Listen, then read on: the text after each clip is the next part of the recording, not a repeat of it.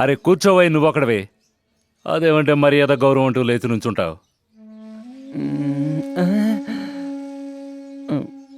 ఏంట్రా, నేను వాడిని చూస్తే వాడు నీ మొహం చూస్తాడు, నిన్ను చూస్తే నువ్వు వాడి మొహం చూస్తున్నావు. ఏదైనా ముఖ్యమైన విషయమా? నువ్వేమో అవునంటున్నావు, వాడు కాదంటున్నాడు. ఇద్దరం కలిసి ఏదో ఒక్కటి చెప్పండిరా, వారికి అర్థం కావద్దు.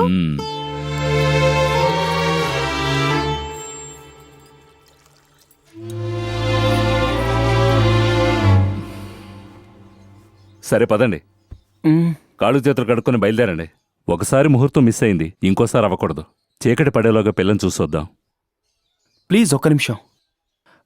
తప్పుగా అనుకోకండి, సీనుకి ఇది ఇష్టం లేదు. ఇలా మీరు కోపంగా చూసే ఎవరిని మాట్లాడనివ్వట్లేదు. అదే అందరూ మీ అదుపాజ్ఞలో ఉండాలనుకోవడం మంచిదే, అందుకని వాళ్ల ఇష్టప్రకారం ఉండకూడదండం న్యాయమా? సీను హైదరాబాద్లో పవిత్ర అనే అమ్మాయిని ప్రేమించాడు నాన్న. ఈ విషయం మీకెలా చెప్పాలో తెలియక నన్ను తీసుకొచ్చాడు.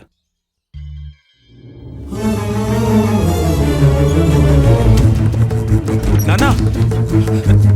అయ్యయ్యో! ఏమిటి? ఈ తలుపు తీయండి. తలుపు తీయండి. ప్లీజ్ నాన్నా, తలుపు తెరవండి నాన్నా. నాన్నా! ప్లీజ్ నాన్నా! ఏమిటి తలుపు తీయండి. నాన్నా, తలుపు తెరవండి నాన్నా. ప్లీజ్ నాన్నా! సీను! ఏంటమ్మా? అయ్యో! నాన్నా! నాన్నా, ప్లీజ్ నాన్నా, తలుపు తెరవండి నాన్నా. తలుపు తీయండి. నాన్నా, ప్లీజ్ నాన్నా, చెప్పేసారా నాన్నా? నాన్నా! నాన్నతో మాట్లాడరా.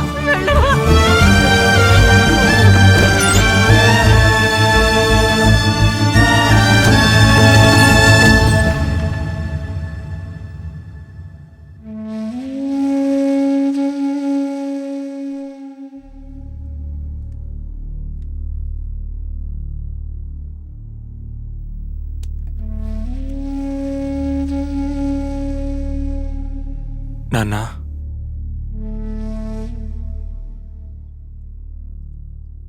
మీ మనసు నొప్పించాలని నేను ఈ పని చేయలేదు.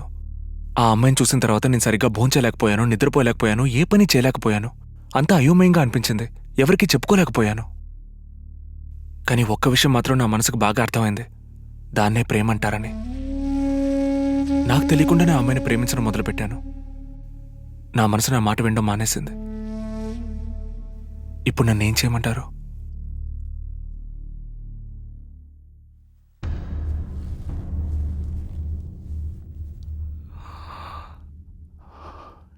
కని పెంచి ఆశగా ఎత్తుకుని లాలించి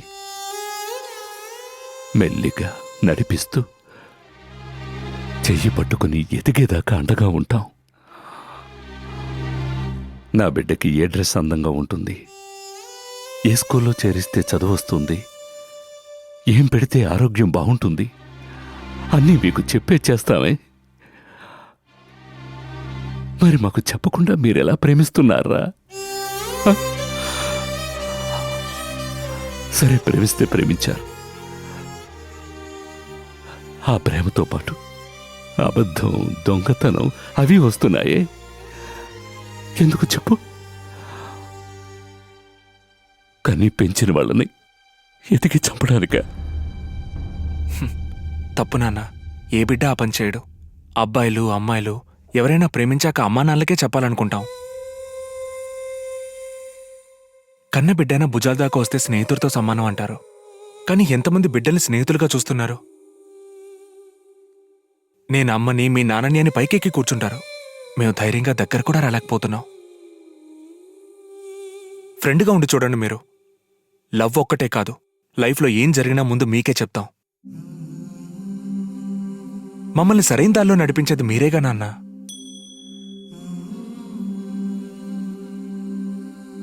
నేను అక్కయ్యకి మళ్ళీ పెళ్లి చేసుకునొచ్చి మీకు చెప్పలేదు, మీ అంగీకారం కోసం వచ్చాను. మీకిష్టం లేకపోతే ఆ పవిత్రని నేను పెళ్లి చేసుకోను నాన్న. ఏముంది, ఏనాటికైనా తన్ని పెళ్లి చేసుకుంటానన్న నమ్మకంతో ఉంటుంది. ఆ నమ్మకాన్ని నేను వమ్ము చేయకూడదు. మీ మనసు మా పెళ్లికి ఎప్పుడు ఒప్పుకుంటుందో అప్పుడే నేను తన్ని పెళ్లి చేసుకుంటాను. అందుకు ఎన్నాళ్ళైనా ఆగుతాం మేము.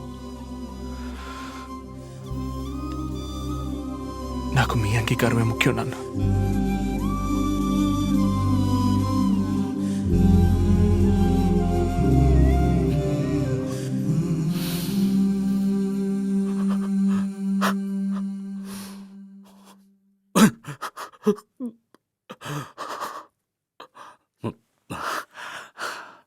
నీకు ఆ అమ్మాయి బాగా నచ్చింది కదా? నీ సంతోషమే నాకు ముఖ్యంరా. కన్న బిడ్డల కోసమేరా తల్లిదండ్రులు బతుకుతోంది. అది మాత్రం అర్థం చేసుకోండి.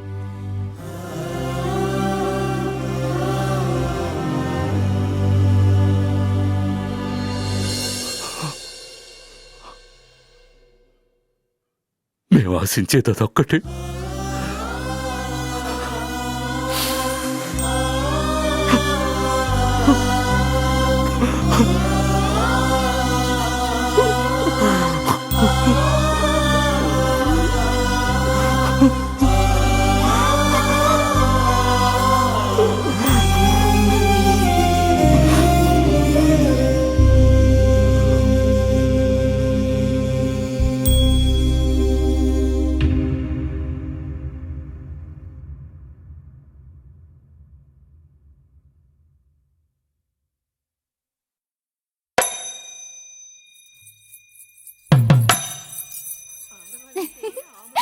వదిన జుట్టు చాలా లేదు. బాగుంది. ఆ సామాన్లన్నీ ఇచ్చేసావా? అవన్నీ ఇచ్చేసానయ్యా. గుడికి వెళ్ళాలి. ఎండి పళ్ళని తీసుకొచ్చివు.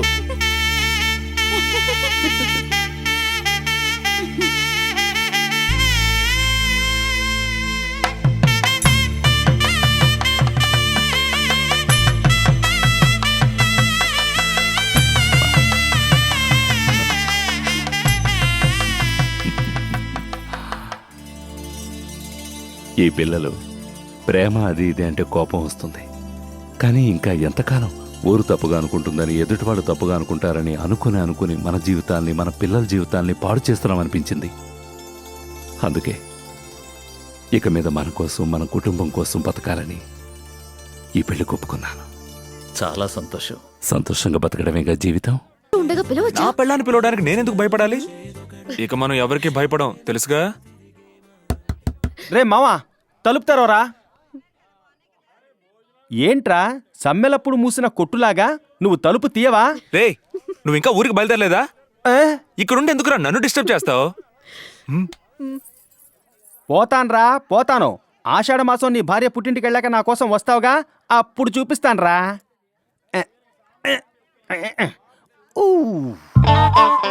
నమిలేస్తుంటే ప్రాణాలే నన్నే మొత్తం పంచాలే, అయినా లేత గుండెల్లో నిప్పంటించి వెళ్ళే.